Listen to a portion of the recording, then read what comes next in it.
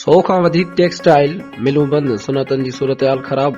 इप्टिमा chairman Kamran इरशाद चयो आहे त असल मसइलो हीउ आहे त असां $20 अरब जे एक्सपोर्ट खे टच कयो हो, पोइ 2022-23 ऐं 24-23 में इहा घटिजी 16.5 ऐं 16.6 अरब ते अची वई। हाणे हालत इहा आहे त 100 खां वधीक टेक्सटाइल मिलूं बंदि थी चुकियूं आहिनि। टेक्सटाइल मिलूं बंदि थियण जा बुनियादी सबब तवानाई जा वधियल अघ, बांग्लादेश, इंडिया, श्रीलंका, वियतनाम ऐं चीन जे भेट में पाकिस्तान में बिजली ऐं गैस सभ खां महांगी आहे। असांजी व्याज जी शरह सभ खां मथे आहे। हिन चयो त टैक्सेशन सभ खां वधीक आहे। केतिरा ई मल्टीनेशनल इदारा टैक्स पॉलिसी सबब पाकिस्तान छॾे रहिया आहिनि। हालत एतिरी ख़राब आहे जो बेरोज़गारी जा अंग पिण वधी रहिया आहिनि। मैन्युफैक्चरिंग में सीड़पकारी न थी रही आहे। सरमायो मुल्क मां ॿाहिरि वञी रहियो आहे। हिन चयो त क्रिप्टो करेंसी जे करे बि वॾो सरमायो ॿाहिरि वञी रहियो आहे। हर शहर में कराची, इस्लामाबाद, लाहौर, मुल्तान, पेशावर हर 2-3 महीने दुबई प्रॉपर्टी एक्सपो लॻी रही आहे। केरु ॾिसंदो त उन्हनि प्रॉपर्टी एक्सपोज लाइ पाकिस्तान मां पैसो ॿाहिरि कीअं वञी रहियो आहे। हुकूमत जो कमु आहे त हुंडी हवाला बदिलाव ते कंट्रोल करे, मनी चेंजिस ऐं फॉरेन एक्सचेंज कंपनियुनि खे मुनज़्ज़म करे, पर इहो कमु थींदो